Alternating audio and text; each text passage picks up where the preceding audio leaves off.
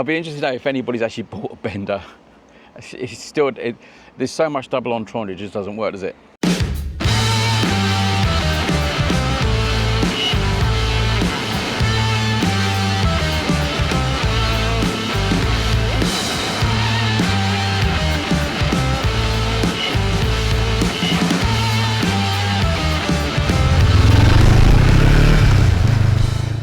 Right, hello everybody. So as you can see, we're in France, so I took the opportunity to nip down to Qjmotor 450 because they're a Qjmotor importer, or retailer should I say, and I was hoping that they had one of these. It's so hot at the moment, so we've nipped out early in the morning and they're here. But I wanted to look at this bike and also bring it into talk about sort of, you know, who are the winners and losers at the moment in the Chinese bike race, shall we say. But with this bike in particular, the reason I wanted to look at it, because essentially Qjmotors, they came out with those initial sort of adventure bikes, those SVTs, which although I thought they were good, particularly the SVT 650, that was the only one I really liked. The slightly bigger ones, the 750 and that, were sort of like, I want to say they were like girders on wheels really. They just weren't, there was no finesse to them. But the 650 did. The best thing about the 650 was that it had that superb engine, which was actually 550. I never understood that. But the styling of those was a little bit off, I thought. And what I think's interesting about this bike, as soon as I saw it, I thought, oh, that's a Cfmoto clone. That's a 450MT clone, which is sort of is really. I think Qjmotors have sort of seen what the market wants and the styling that the market wants, because you know, performance is one thing, and we know performance should be the most important thing. But if the styling's not right, people won't look at it. And what I like about this bike, for me in particular, is just basically that you've got a lot of bike in front of you. You know, I like that. I like to be able to see my bike, and this has got a really nice profile to it. And I think that's very similar to the CF, and that's why people like the CF, because it's got that, you've got a lot of bike in front of you. The other thing you've got on here is that portrait screen on there, which makes a difference. Quite a small screen though, but the actual bike itself is quite a handsome bike. Of course, it's got gold wheels, and obviously they're keenly pricing it to match the Cfmoto as well. You've got things like, you know, the adjustable screen and thing on the clicker, which is great. The odd thing about it is though, is the levers. So people might notice this, it's got very short levers. It's quite odd. But the actual basic of the bike, it's that transition from adventure bike going into those sort of rally spec type bikes, you know, the Tenere spec with the portrait screen. It is a 450, it's a new engine. I was hoping that it would have had that SVT engine, because that was such an awesome engine. But I think styling wise, gold wheels and all the rest of it, you know, I'm not going to go into too much detail about the specs of the bike. It's got all the bits and pieces that you want on it. The right suspension, it's a fully adjustable suspension. It's even got the sort of adjustable mirrors that flick up and down. They're really nice, those. They're an expensive option if you buy them separately. But overall, I think Qj have got this bike about right. So let's now talk about what I think the thing is with these Chinese bikes now, because we are now looking at this sort of hierarchy, aren't we, within the Chinese manufacturers, and where are they positioned now? Because the market's starting to mature a little bit. So when you look at, and I've said this before, who comes out on top, and I think it is Cfmoto, because they've played it quite cleverly with how many bikes they're releasing onto the market, particularly the 450. And that was seen like a bit of it was like gold dust, wasn't it? Scarlet Pimpernel. I can't get one, but I want one. It creates demand. And I think CF seem to be at that top end at the moment. The other player which seems to be really stabilising the market is Vosges. Vosges have sort of, they came in with the right looking bikes at the beginning. And I think that's where Qj have sort of suffered a little bit. And their dealer networks are doing well.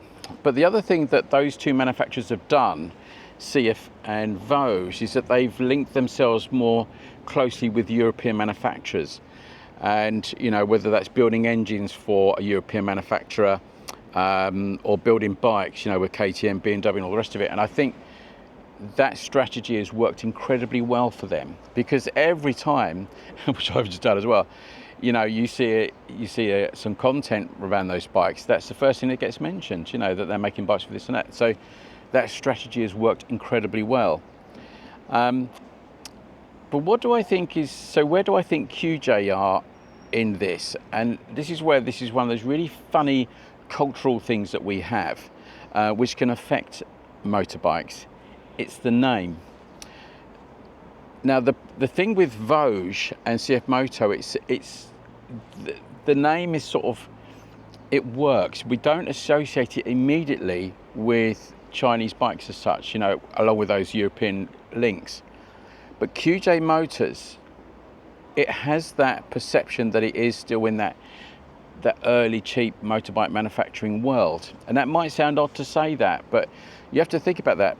A name is quite important. You've only got to look at the Bender Chinchilla for that. But it's so true. And I think QJ is not a name that trips off the tongue or stays there in the memory enough. It's, you've got, who's that? QJ, what is that? QJ Motors. And it's immediately, it links back. Now that's not being horrible to those manufacturers, because QJ have been in the business nearly as long as anybody else, if not longer. But they have that name thing which is problematic. But which is one of those bizarre things, isn't it? There was no point calling this a Bender because it wasn't going to work. No, I'll be interested to know if anybody's actually bought a Bender. It's still, there's so much double entendre, it just doesn't work, does it? So, and I think what QJ have had to do, they've had to look at, or what they seem to have done, in my eyes, is look at the other manufacturers and think, well, let's copy their style, let's copy what they're doing, because the look of the bikes that they're producing at the moment isn't quite cutting it. I know their sports bikes are, and they've had quite rave reviews, their sports bikes, their triples, I think, isn't it, stuff like that. I think if they'd have come out with this bike first, I think this would have been, received better.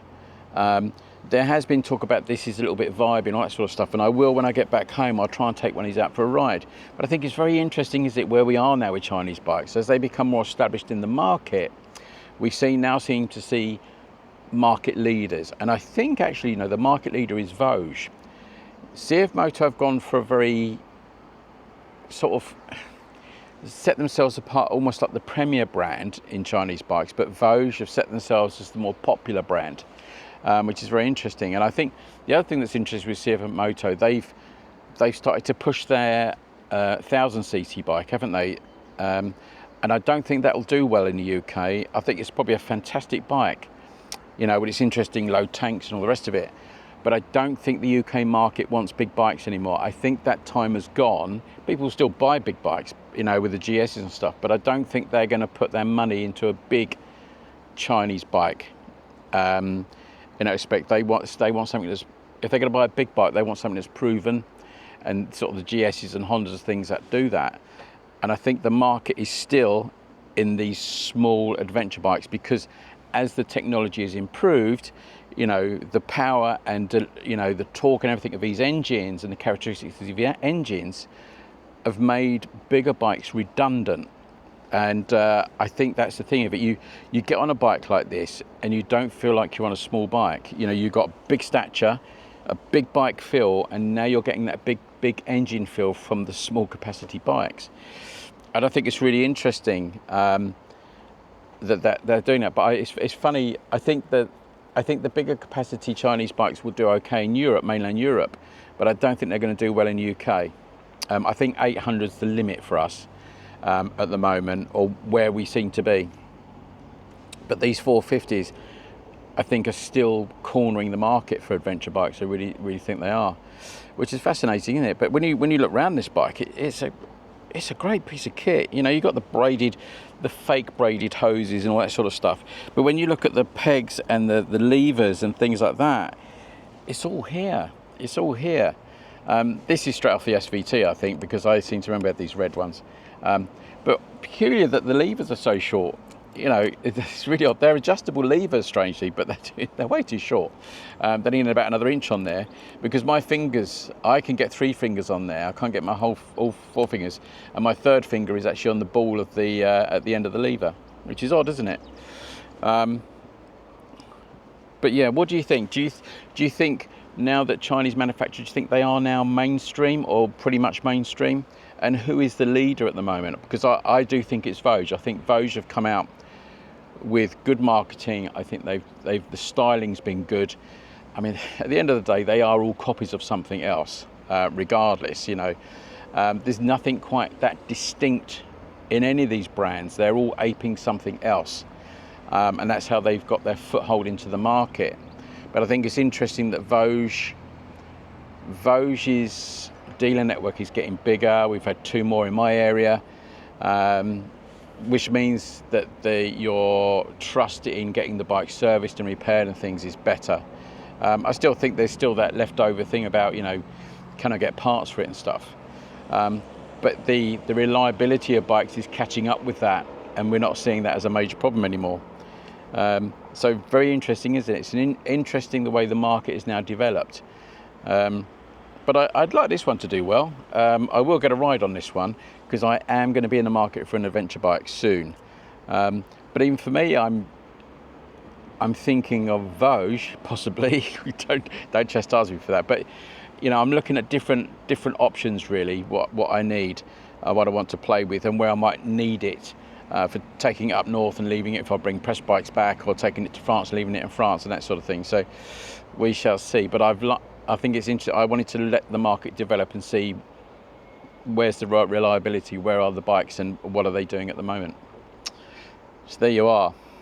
There's my little chat. But I do like this. I do like this, and it's a good height. It's just the right height for me, and that suspension feels very supple. Very nice.